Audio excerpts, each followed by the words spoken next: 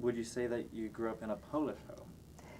Oh, no, no. The Polish only came in because it was easy for my mother to talk.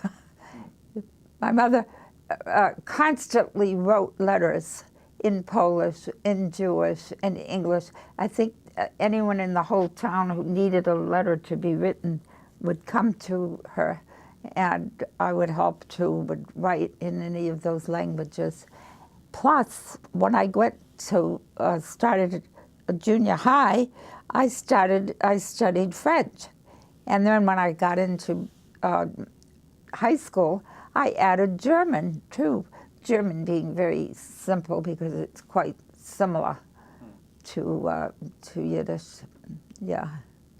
But even until today, my husband has not been well for this past year, so I am with him 24/7 days a week. I mean, I can't drive anymore, so we're constantly together. And I teach him Yiddish and Polish, and he loves it. My husband's background is Greek.